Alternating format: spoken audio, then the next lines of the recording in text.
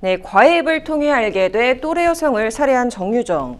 일면식도 없는 여성을 무차별 폭행해 의식을 잃게 한 일명 부산 돌려차기남 등 최근 국민적 공분을 산 사건들 모두 아실 겁니다.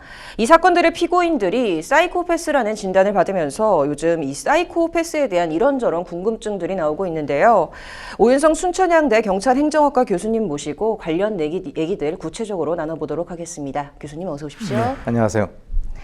네, 요즘에 이 사이코패스 검사가 온라인상에서 이제 일반인들도 요즘 좀 쉽게 접할 수가 있습니다. 실제 이 수사기관에서 시행하는 이 사이코패스는 누가 또 어떤 과정을 거쳐서 진행을 하는 걸까요?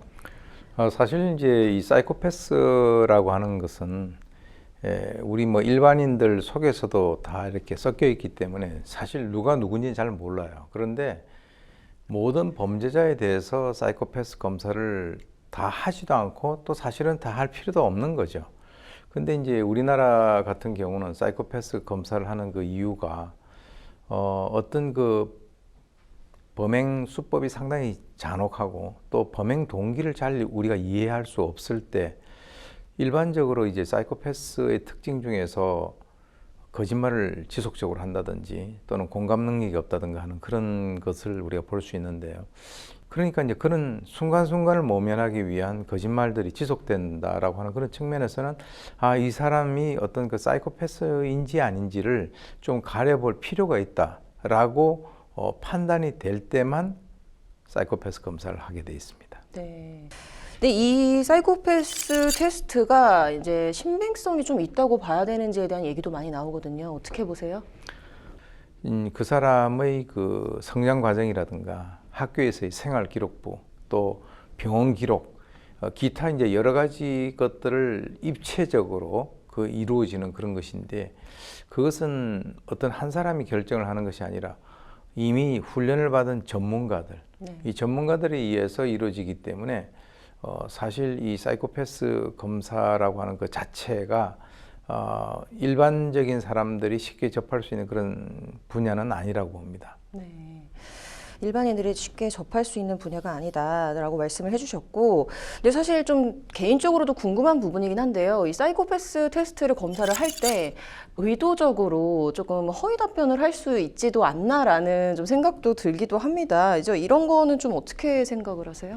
그렇죠. 그 이제 아까 제가 말씀드렸는데 이 사이코패스들은 원래 뻔한 거짓말을 굉장히 지속적으로 잘한다라고 하는 그런 측면이기 때문에 많은 분들이 좀 의구심을 가지는 것은 만약에 물어보는 그 질문에 대해서 본인 스스로가 의도를 가지고 왜곡 답변을 하게 되면 이 결과가 흐트러질 수 있지 않느냐라고 하는 그런 것을 걱정을 하고 계신데 그것은 어떻게 보면은 그 평면적인 그런 접근이고 아까 제가 말씀드렸지만 이 사람이 질문을 하는 것에 대해서 그 사람의 그 어떤 범행 이전과 이후 또 범행 수법 또 이 대답을 하는 여러 가지 어떤 형태 또 과거에 있어서의 그 생활 기록부라든가 또는 그 지인들의 어떤 진술 이런 것들을 종합적으로 해서 입체적으로 하는 것이기 때문에 단순히 어떤 질문에 대해서 의도를 가지고 본인이 왜곡을 했다라고 해서 이 결과가 잘못될 수 있는 그럴 가능성은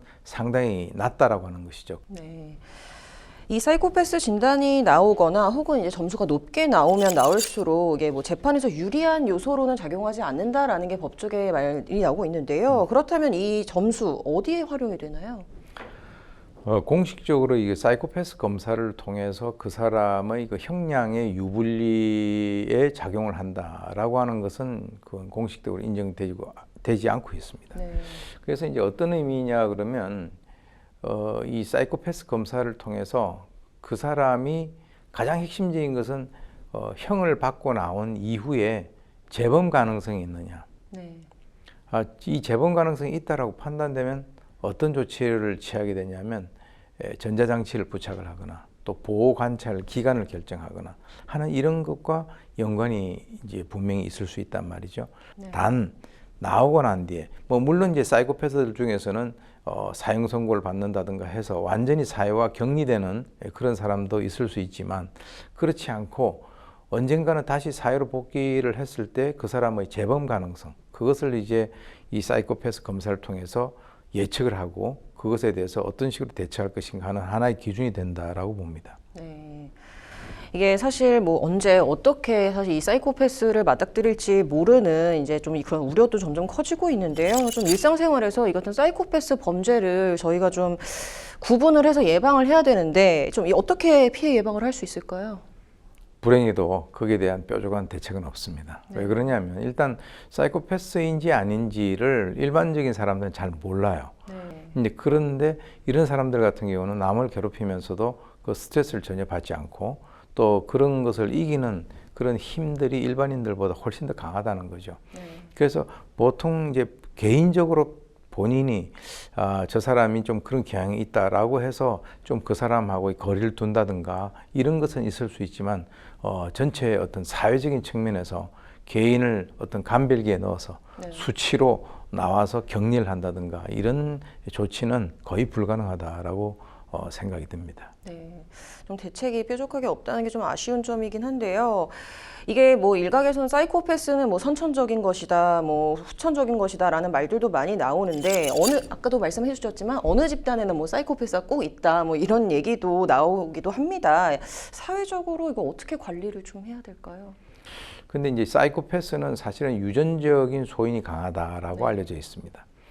우리가 통상 그 아이들을 출산했을 때 한 30년, 40년 이전만 하더라도 아이들은 백지 상태와 똑같다. 그래서 이제 이 라틴어로 이 타블라라사라고 얘기를 하는데 또 그렇게 나온다 하더라도 주위에 있는 양육 환경이 훨씬 열악하면 네. 이 어떤 행동으로 발현될 수 있는 그런 가능성은 그렇지 않는 경우에 비해서는 훨씬 높아진다는 거죠. 네. 그래서 과연 이것은 이제 결과적으로는 인간의 어떤 그 품성 또는 범죄성이라고 하는 것이 유전이냐 아니면 양육이냐라고 하는 이 두 가지의 그 측면을 우리가 고려를 하는 것인데 설사 그렇게 나온다 하더라도 사실은 그런 유전자를 가진 아이들에 대해서도 주위에 있는 그 양육 환경이 좀 양호하면 네. 그렇게 행동으로 발현이 안 될 수도 있고 네. 또 처음에 태어날 때 그런 요소는 좀 적었지만 학대라든지 그런 양육 환경이 굉장히 가혹하게 되면 또 그런 행동으로 발현될 수 있는 가능성이 높아진다. 즉 유전과 양육이라고 하는 것은 하나의 원인에 의해서 범죄성이 발현되는 것이 아니라 두 개를 전부 다 고려해야 된다라고 하는 그런 측면에서 네. 우리가 설명을 드릴 수 있습니다. 네. 좀 마지막으로 요즘에 이제 이런 사이코패스 진단을 받은 사람들의 강력 범죄가 굉장히 계속적으로 화두가 되고 있는데요. 좀 마지막으로 하고 싶으신 말씀 있으시다면요. 사실 이 현대 사회에 있어서 지금 뭐 최근에 발생된 그 정유정 사건 같은 경우도 우리 사회가 소위 그 괴물들을 많이 양산을 해내고 있다라고 하는데요. 그러한 그 현상이 시사하는 바는 우리 사회가 어떤 고립되어 있는 그런 사람들에 대해서 많은 그 관심과 또는 그 어떤 사랑 이런 것들을 좀 뭔가 가지고 있어야만 이러한 그 괴물들이 양산되는 그러한 그 현상을 조금이라도 우리가 막을 수 있다 이렇게 봅니다. 네. 좀 이제 국내에서도 좀 구조적 원인과 해결책을 좀 꾸준히 연구를 해서 좀 마련을 해야 될 것 같습니다. 이번 주 말씀 여기까지 듣겠습니다. 감사합니다. 네.